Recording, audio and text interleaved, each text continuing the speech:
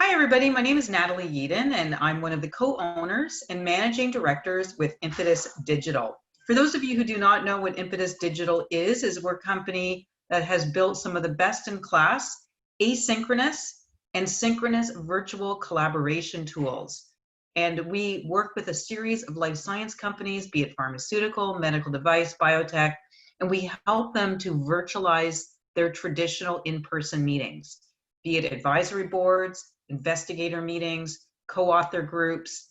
And since COVID-19, unfortunately, a lot of their sales and MSL training and their brand plan rollouts, now we've actually been doing a lot of things as well around big conventions and congresses. But more importantly, at Impetus, we really believe that everything starts with a thought. And from a thought comes a courageous conversation. And we're really looking forward to helping our clients getting past these beyond the pill conversations into these more provocative, hairy, audacious discussions like the ones that we're having with Randi, so that we can actually help to all collectively positively disrupt healthcare. And it really is the impetus, if you will, behind these discussions that we're having. We want to use our platform to be able to start doing things differently, more bleeding edge, inviting things like new technologies and thinking and leadership ideas into the day-to-day. So I'm really pleased and honored and happy to have Randi Goeckeler on the call with us today. She is actually an astounding visionary leader with extensive experience in multiple therapeutic areas in the pharmaceutical industry. She has held many leadership roles at a variety of pharmaceutical companies over the years. It's including Allergan, Sanofi, Pfizer. She's worked at Boehringer Ingelheim and as well at Bristol Myers Squibb. So she's obviously got a lot to share with us. Randi is a proven success in not only innovating, but developing and executing strategic engagement frameworks that have helped to drive scientific communications with therapeutic knowledge. And she's helped to impact the product launch readiness and commercial successes of a variety of products. She has led teams with a vision to build some of the best-in-class cultures, and she's helped to sort of do that by combining her business expertise with some of her scientific strategic thinking and her leadership skills.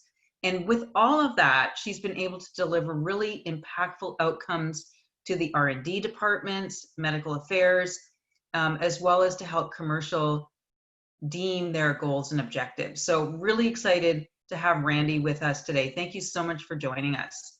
My pleasure. Thanks for inviting me today, Natalie. That's awesome. So one of the things that's really interesting as somebody sort of delves into your career, Randi, is that you have a ton of experience in stakeholder relations with some of the biggest pharmaceutical companies throughout your career. So tell us a little bit about what got you interested in this particular field of work. Sure. So I think that many of us don't have the most straight path forward to medical affairs. I think that oftentimes we come by it in a number of different ways. My route was through, I'm a trained social worker and specific to oncology. And so I started in the sort of the patient arena, and from there moved into patient advocacy and then into stakeholder relations from a HCP and other external stakeholders. So I think what got me interested in the stakeholder was that I felt that there was a missing piece that a social worker skill or a person who does, is really a connector within the organization can really help to bring all of the insights internally and externally and sort of pair them up and match them up in a way that could create a more meaningful set of business objectives and bring all folks together. And so I guess by nature, I'm just a connector. I think that's really, really interesting. And I think it's outstanding about starting in a clinical background like that, Randi, and having, because these days we talk a lot about patient centricity. Mm-hmm. And I think, unfortunately, a lot of people have never really necessarily walked in the shoes and been really super close to actual consumers of health. Outside of, being sort of in the ivory tower, if you will, in the pharmaceutical marketing or sales department.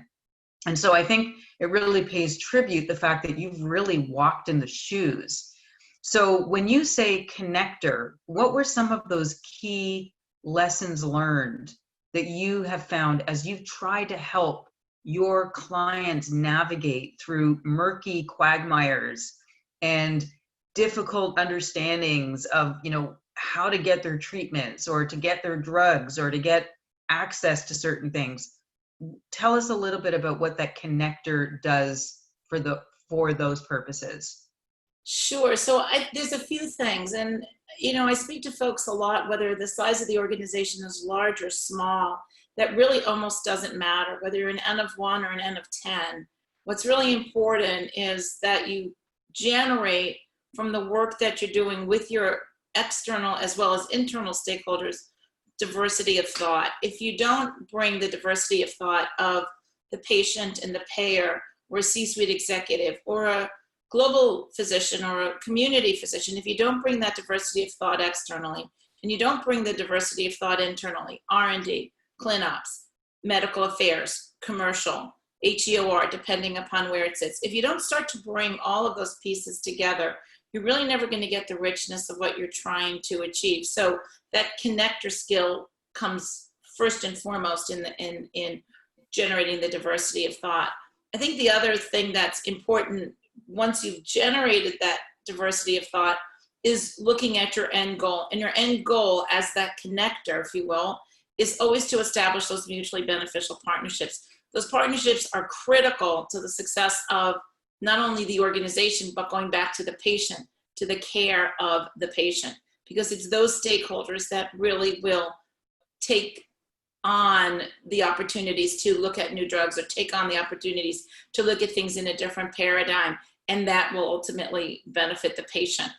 Internally, one of the connector roles that I've often had to serve in, as have my team members, is because this role is relatively unique, you need to function and serve as a cultural change agent. Folks don't always get it. And so you really need to be that change champion. And again, that's another sort of connector skill. And lastly, I would say as a connector, you need to ensure that there's really good cross-functional collaboration and transparency. You need to not only connect the tactics and the strategies, but you need to communicate back in a transparent manner. And all of those sort of bits and pieces fall within that connector network. It's outstanding, and I want to linger on some of those because there's a lot of really big crunchy things at each of those threads, if you will. And so the first one really has to do with this whole concept of how we are working in silos. Mm-hmm. Now, one of the things I think is very important in the pharma space is that there's a division that's considered commercial, and then there's a whole other division that's considered medical. And sometimes there's a chasm in between depending on internal regulations, compliance, culture. Tell us a little bit about some of that frontier work that you have tried to indulge in. And again, we haven't even gone to the customer. We haven't even gone to the client or the consumer or the patient yet.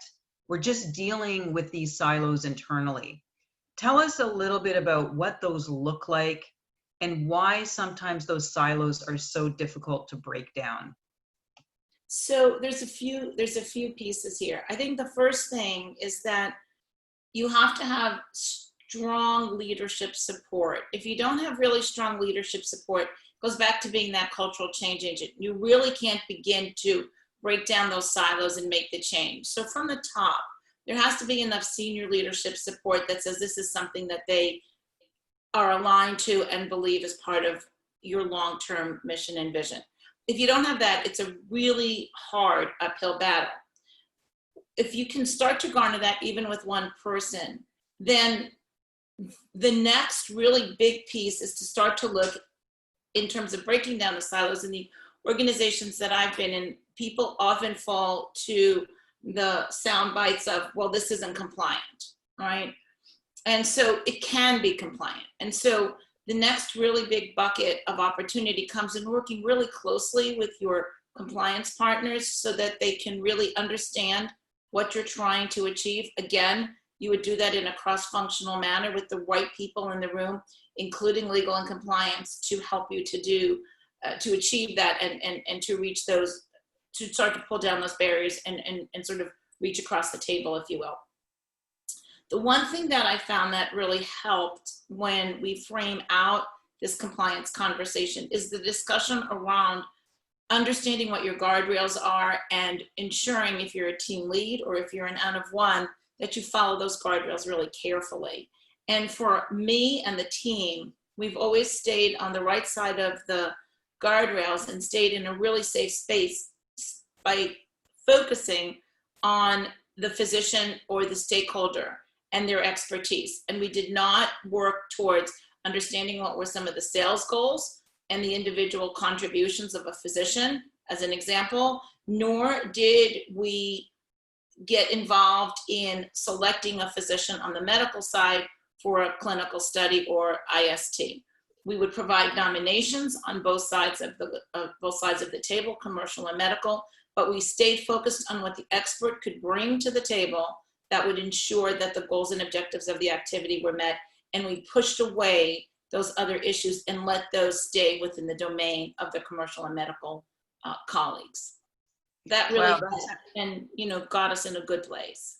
Yeah, that sounds like a lot of really intuitive, very smart and strategic playing in a field that could potentially have a lot of landmines. So there's a lot there, and there's obviously a ton of expertise that's required to understand how to do that effectively. Now, you also brought up this idea of culture, and a huge component of the effectiveness or the, like you said, the riverbanks that are really brought forward by the leadership team has a lot to do with the mindset, with the belief systems of all of those people in the C-suite. And so when we talk about culture and we talk about innovation, we also at the same time have to consider the concept of fear. Sometimes leadership can speak from two sides of their mouth. On the one hand, yes, go forth and be creative. And on the other side is, as soon as we can't fail, people will get crucified and people will see the skeletons hanging in the closet. So with that careful navigation where you're sort of cascading through that carefully through those riverbanks and making sure that you sort of stay, nonpartisan to any particular way or form, but what's really in the best interest of the patient, is how have you affected change at the leadership level and in amidst the day-to-day frontline workers who oftentimes are mired by fear and fear of innovating? So I don't have a straightforward answer, other than to say you need to have a really good EQ and really understand the culture and the tempo of the organization at the baseline. That's really what you need to do. And you really need to find those champions. And if I was starting as either a consultant or starting on a new team, it's really critical to have some good listening tours and really understand what the needs and what the vision is for the individual leadership. When you've when you've listened for a while, you can begin to start to frame out what a strategy might look like. And that's when I'm a very strong advocate, as you can see from some of the work that I've done over the years, on what an integrated plan looks like. And that's when you really begin to bring those collective visions together. You listen to the individual thoughts and then you pull them together and you start to create a story that you all can live with. And that's when the buy-in and the magic starts to happen. But you have to start one at a time and then bring them all together. Now, if you're really lucky, somebody, and I've been lucky in many times in my career, I was brought in because somebody understood that to begin with and was an advocate from the start. But if you don't have that advocate from the start, you have to begin by listening and understanding what their goals and objectives are on an individual basis. And that includes getting 15 minutes with the CEO of the organization. Very, very interesting. We can learn a lot from big tech entrepreneurs who've done extremely well, one of them being Jeff Bezos, obviously with Amazon, and his obsession with the end user, with the client, with the customer. And, when we actually struggle with what's right and wrong and what's compliant, what's legal, keeping the eye on the ball of the client, of the consumer, of the patient can never steer you wrong. So as we're sort of looking at this, tell us a little bit about how patient centricity has really been incorporated as part of your thinking and really this concept of the integrated strategic plan. Sure. So when I talk about listening and really understanding who your internal constituents are, it's really important that you spend some time with anybody that has a role within patient advocacy, whether it's advocacy related as a function within the organization or somebody that has it as a subset. That's going to be really critical, because trying to create the patient centricity in isolation after I just finish talking about how strong collaboration isn't going to work. You've got to make sure that you have those advocates at the table. And I mean those internal stakeholder advocates that support the patient viewpoint. Because what you often find is that there are a number of people that are working in a number of different ways. And part of this role is really about pulling them together. So the short story is there may work that's already been done. The important piece is really to listen to what the internal stakeholder is saying and then get out there and listen to those external stakeholders. Meet with the patient advocacy leaders, meet with physicians that have a very strong patient voice, meet with professionals that focus in on the patient, and meet with patients. Going back to what I was saying about diversity of thought, the only way you can really bring that patient centricity into the organization is to listen to what they have to say, and then take what they have to say, again, going back to my plan, and integrate those thoughts, whether they are barriers, whether they're goals and opportunities, or whether they're just simply some watch outs, or just some would like to have a bit of dreaming, if you will.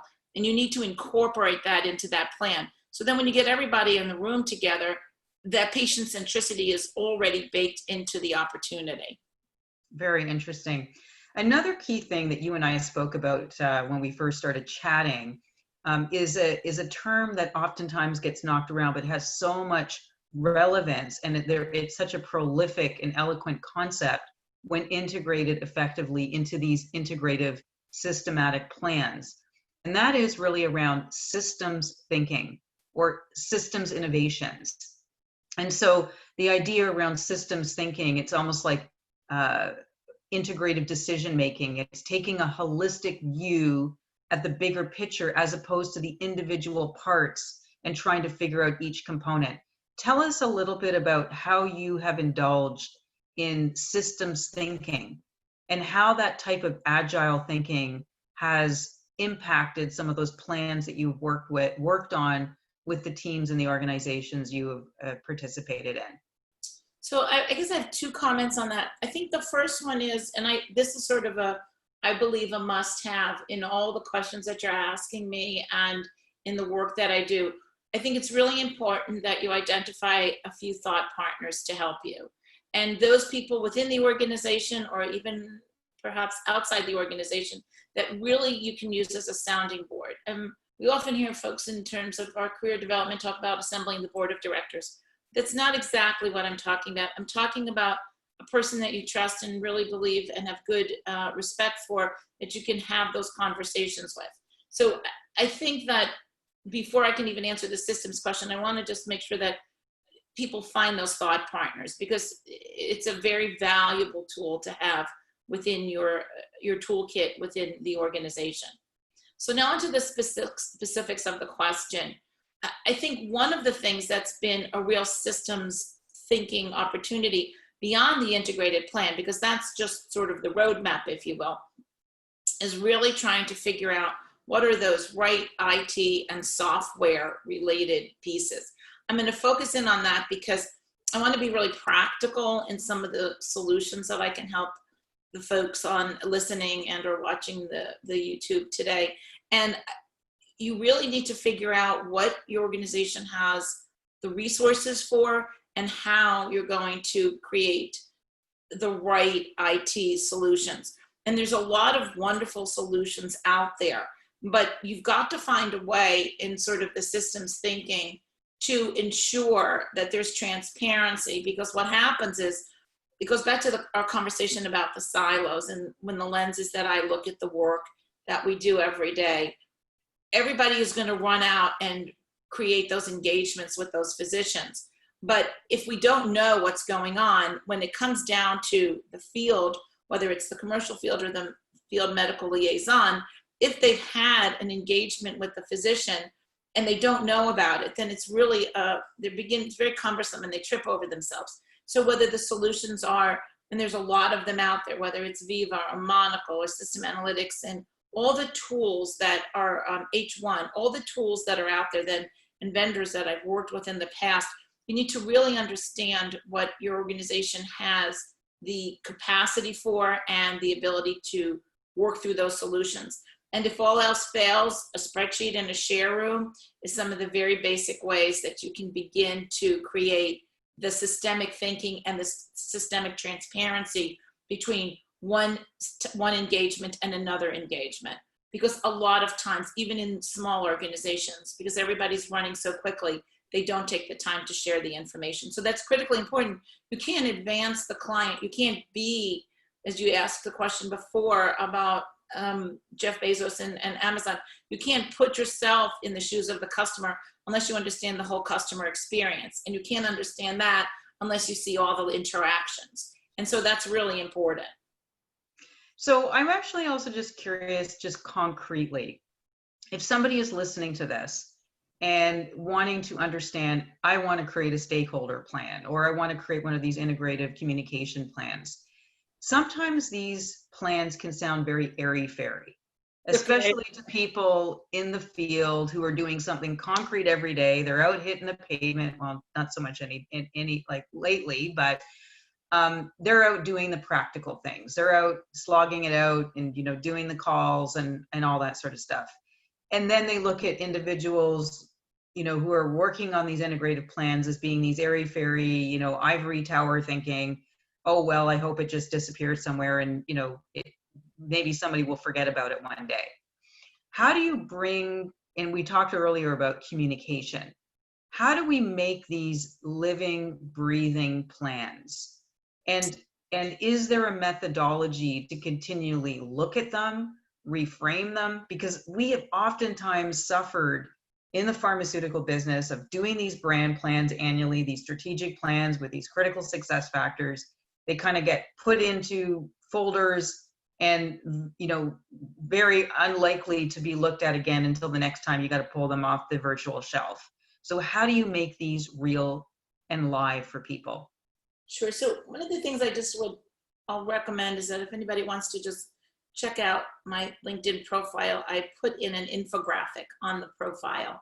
And the infographic is about your question, Natalie, because I get a lot of questions about, I don't understand it. It all sounds good, but what does it look like? And so I decided a seeing is believing approach. And so there's an infographic that I created to help explain that. So that may be a tool that folks can use and use it as you need to tell their story and to continually address the issues. So there was a lot of questions in there. I do have a sort of framework and methodology that I like to implement, but I think at the core of it is it has to be owned by one person. And that ownership can't be something that you write and put on a shelf and then brush it off the following October and say, oh, we have to write next year's plan. It has to live and breathe every day with you because it is your roadmap. It is, and if you look at the infographic, it is actually a roadmap. It is your roadmap to how you're going to be successful. And one of the things that I've been asked a lot about, and I'm going to just go to another subject and then sort of come back to it, is that in this era of COVID, some folks have been asking me, would things be different if, what would you do differently, or how would COVID impact your engagements?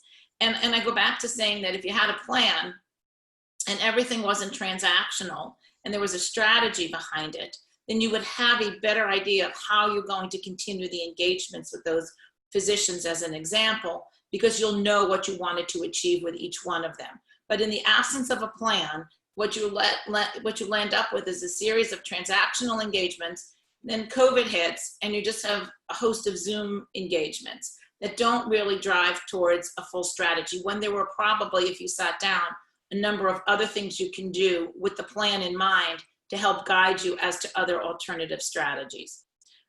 But in the end, one person needs to own the plan, and one person has to be accountable for how that plan is going to live and breathe. And the plan should be reviewed quarterly. It can be reviewed monthly if the market dynamics are changing and a competitor came in or something happened with a particular study, positive or negative, that's going to alter your plan. So I think that it has to be owned by someone. It needs to be visited frequently, and it needs to live and breathe. It needs to be watered and fed. It can't be something that you just write and put away, because it is going to guide you to what you're going to have to do in the following year, and or guide you through barriers and crises that may come throughout the year. Yeah, such a well construed and important point, because again, there's probably in the future going to be other pandemics and other crises. And so the living, breathing, strategic plan that can be nimble and agile is so absolutely essential. So let's we would be remiss not to get into a fairly robust discussion around COVID-19 and the impact that it's had on the world, in the pharmaceutical industry, and even on the strategic, agile, integrated plans that we're talking about here. So pre-COVID versus post-COVID, we're actually talking about living, breathing plans, integrating them in the day-to-day, being able to work as a team, commercial, medical, other cross-functional groups in a diverse environment with multiple opinions. What did that world look like prior to COVID? And did we see something different happen from a technological sharing standpoint that either helps or hinders that communication, especially as it comes down to the strategic plan? What do you sort of see, or are you seeing happening or could happen with communication between internal team members with technology?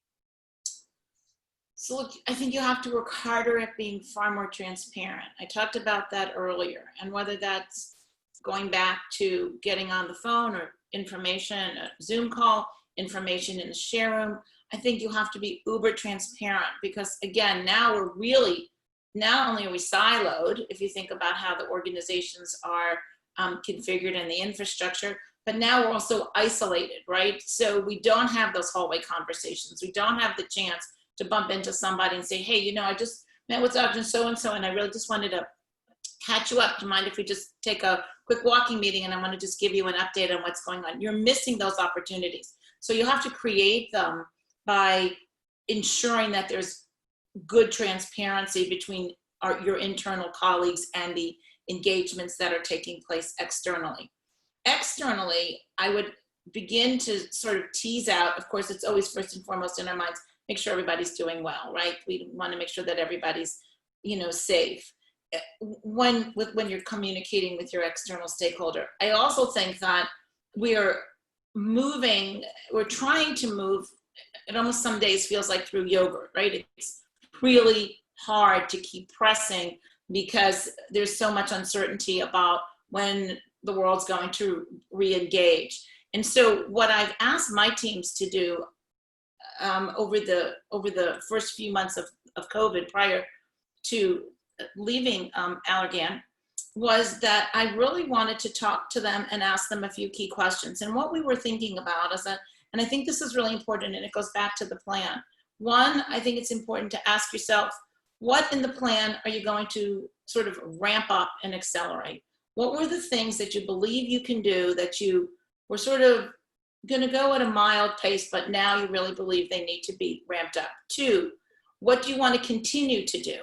And what in your plan you need to initiate because you had no idea this was going to happen and the work isn't going to be complete.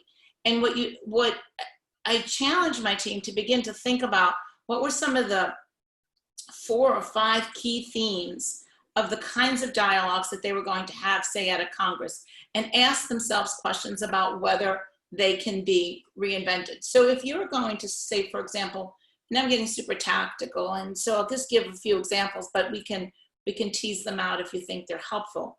If, say, for example, you're going to meet a set of physicians at a conference, maybe now what you need to do is, and you can't, right? Maybe you can do some of it via Zoom. Maybe now you need to really accelerate work that you might have been doing with digital opinion leaders, or accelerate work that you might have done in terms of creating, when we can get back together, small roundtables where we can bring a few physicians together, invite them into your organization when we can. And if you can't invite them because there's no ability to travel by air, look in your geography and find those important customers and or patients that when you can get back into the office, you can bring them into your corporate headquarters or into your facilities and begin to engage. If that doesn't work, you can always try to go out to the health systems, which is always a little bit more difficult in terms of the sort of the parameters that they have around visitors, et cetera. But find new ways to engage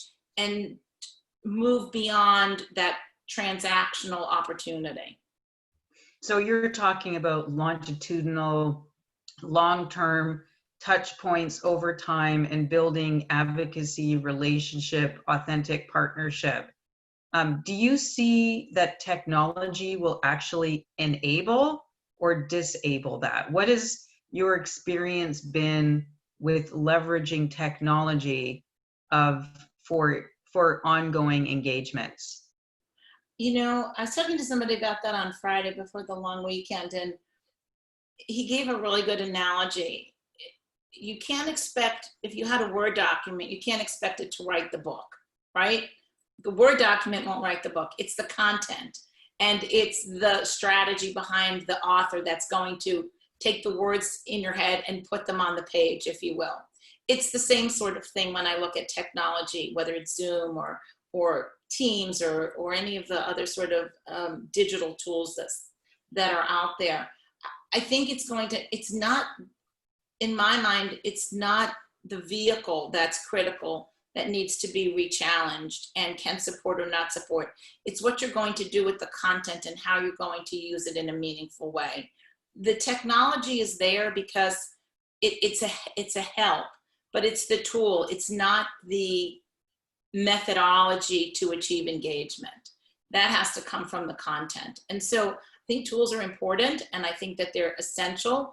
And it's the only thing that we have right now in terms of our technology is to do these types of engagements. And I think they're working well, but it's what you do with the content that will really drive towards making a meaningful engagement. And that's why I went back to the conversation about what do you want to initiate, what do you want to accelerate, and what do you want to continue? Because that will change perhaps how the content will be delivered via some of these technologies. So the world that we live in as it relates to the pharmaceutical industry and who they have been routinely engaging with in terms of prescribers has certainly changed over the last 10, 15 years. It has gone from the typical physician, we go to see a physician, we influence them, we show them clinical studies, they make a decision, and they prescribe to patients. It was a fairly straightforward interaction. The world has become very complex and very diverse. There's many people and many players at the decision-making table, including administrators, payers, patients, allied healthcare providers, etc. In your opinion, do you think this new world of the new digitized world or the new digital revolution has democratized who pharma is engaging with? In other words, is this an opportunity for new digital opinion leaders? In the traditional sense, we have gone to the same people doing the same things over and over because they were the key influencers. But now, with an opportunity of digital, are we opening the door to nurses becoming key opinion leaders, or this particular patient in Iowa or in some other part of the country that normally doesn't come to these in-person meetings? How do you see technology being leveraged to democratize and or modify what we consider to be an opinion leader?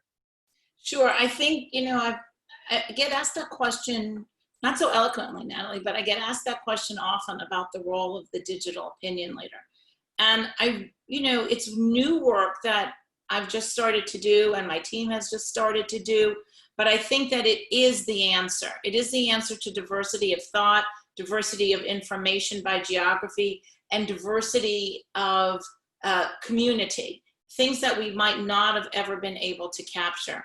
But one of the things that's important is really to understand the difference between a digital opinion leader and a social influencer, and within your organization, and what that actually means to your organization. In my world, the digital opinion leader is a healthcare professional that's separate and apart from their practice and their day-to-day activities as maybe a practicing clinician, has an online presence where they're sharing information. And it is not necessarily information that we have contracted as an organization that they would work with, that or paid celebrity. That would be more of sort of a contracted influencer. A true digital opinion leader has independent thoughts and independent information that they're going to exchange. And when we begin to look at the digital opinion leader, we really begin to expand the cohort of opportunities of HCPs or other influencers in other therapeutic or HEOR or economics or any of the other sort of offshoots of that expert or that HCP expert. And so that's critically important. The other thing that it does from an education perspective that I think is really important is when that digital opinion leader has a tremendous sort of reach and following, it allows for physicians community physicians and local physicians that may never have the opportunity to engage with those academic or those Congress-related activities. And if those insights from a Congress are shared from a digital opinion leader, it emanates down to the community. And we're really beginning to create a tremendous amount of education and information exchange between sort of some of those academic influencers and or those digital opinion leaders and the community physician. And I think that's a wonderful opportunity and a wonderful way to create greater engagement and information exchange and education. Beautifully said, and couldn't agree with you more on that, Randi. So when we're looking at the integration of digital, and quite frankly, there probably could be a debate going on about are we ever going to go back? Can we ever go back? Or are we now on this road of digitization and digitalization forever and a day moving forward? It does beg the question about the roles that we have, the traditional roles that we've incorporated in the pharma business. So the question comes down to is, what is it going to mean moving forward to be a sales rep at a pharma company? What is a medical science liaison's role? What is the marketing person going to be doing moving forward?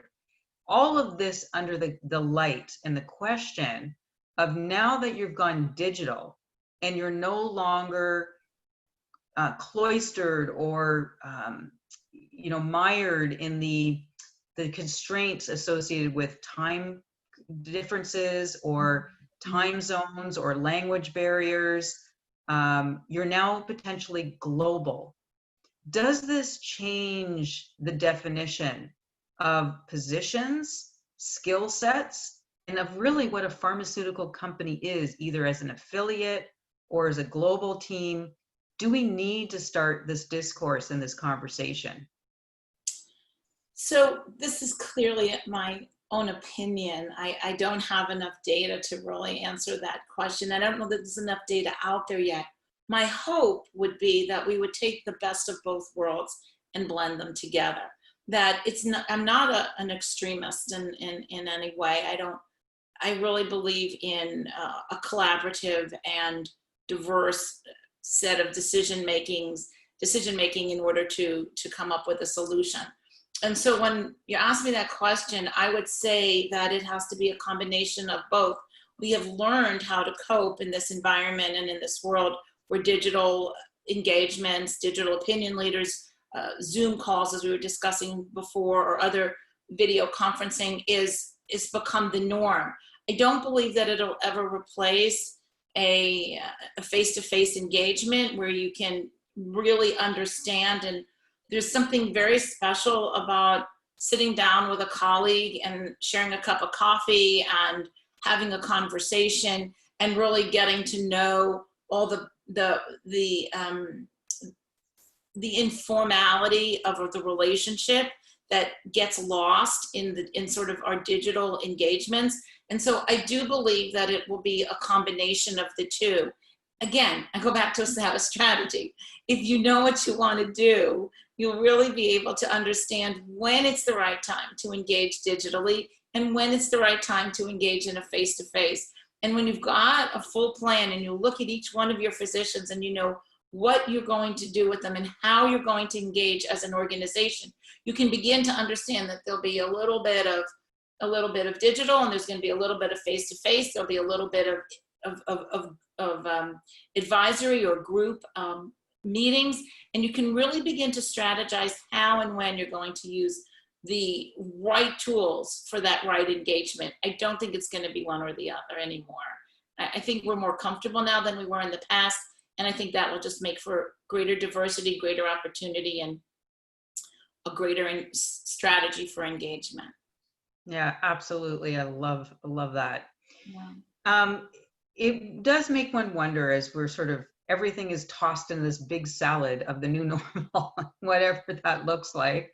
And we're all just trying to crawl out of this craziness right now. And everything's getting thrown into this world, including the kitchen sink. We've got, economic upheaval and social unrest, and we've got climate changes, and it's a big ball of fun. So it doesn't prevent us from sort of throwing in even more into the fire, which is just some interesting questions, which is, what is going to be the future of the pharmaceutical business model? Currently, it's about creating chemical entities. That's really what it is. We create pills. And so with everybody clamoring towards healthcare as being the next big, quote unquote, disruptable industry, including big electronics companies and big tech companies, you see regulatory departments scrambling towards, improving and accelerating legislation on software as a medical device and incorporating things like digital therapeutics. And now the healthcare agenda is become politicized and become very much part of the agenda. Is it safe to say that the world is going to change with pharma, that the way we have companies, is there a place where we're going to see huge mergers and acquisitions into a few big players and a few monopolies like we see in the tech space? Do we see pharma companies working alongside these big tech companies? What do you sort of foresee as being some of the future of where pharma is and maybe should be heading? So we're going to go back to the beginning of our conversation. It has to focus on the patient, right? Everything we do has to focus on the patient. And so for me, I think the answer is yes. I think that we can be and have this opportunity now to create great disruption in the healthcare space and create it in a positive way that will positively impact the patient. With all the things we've been talking about, with technology, with the tools, with finding ways to create affordable medicine that's sustainable for all patients so that all patients can receive the drugs and the medications that they need. And the pharma companies can still make a very respectable profit. I think that if we stay focused on the patient, you talked before about the beyond the pill. In my mind, it goes back to listening to our business partners, understanding what their needs are, getting diverse thought in terms of how and who we want to partner with, technology partners, talked about the digital opinion leader, patient advocacy groups, and bringing all of those partners together to create what's most important to serve the patient, because that's why we're there. That is always the North Star.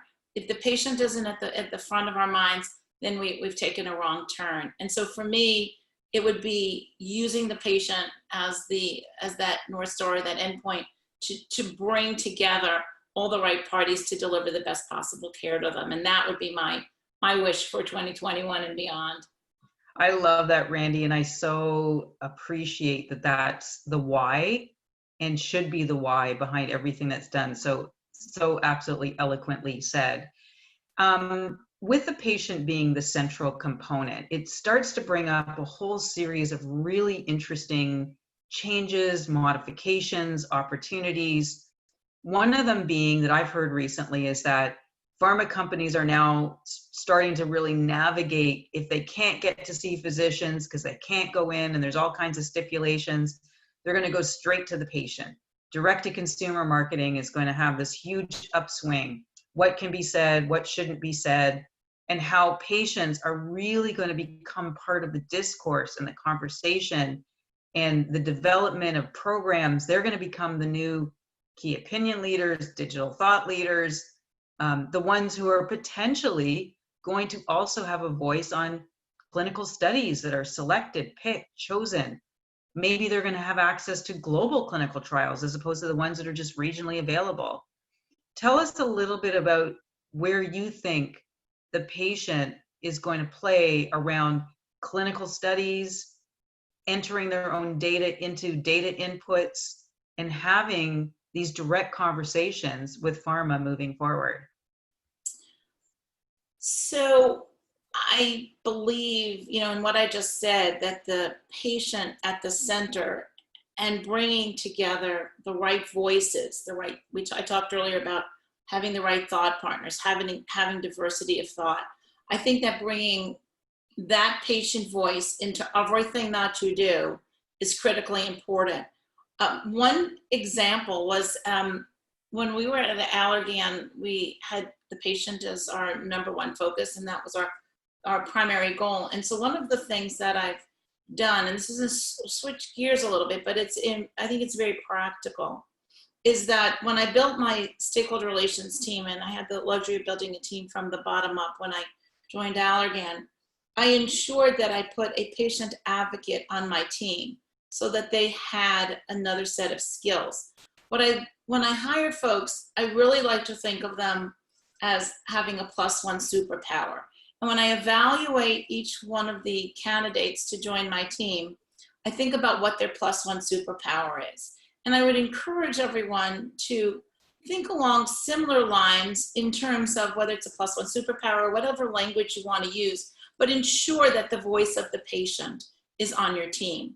And so what I did was hired somebody that had a very strong and long history in patient advocacy so that they can always ask that question when we were making a decision about what to do. What will the patient say?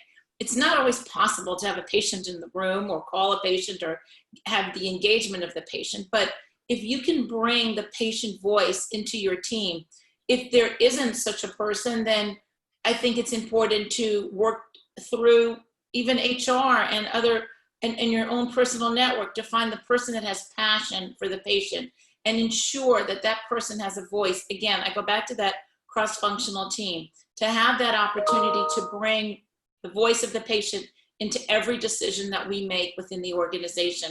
And when we begin to do that, at least on my stakeholder relations team, it really, I almost could predict that this individual is going to raise their hand and say, wait a minute, what's the patient going to say about this, right? And so it really helped us to stay grounded in where our North Star was and where our goals were.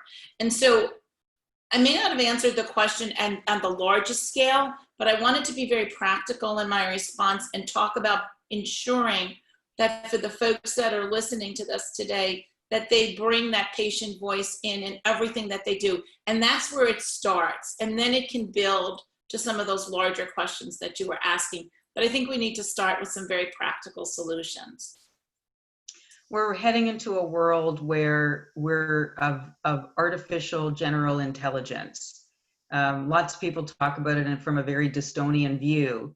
But at the end of the day, we're already starting to see everything from Alexa to robotics to wearables to actually even having things like cognitive behavioral therapy in a Wobot, where it's like it's an online app where people are speaking about their mental health issues and everything in between. And we're only accelerating in that direction.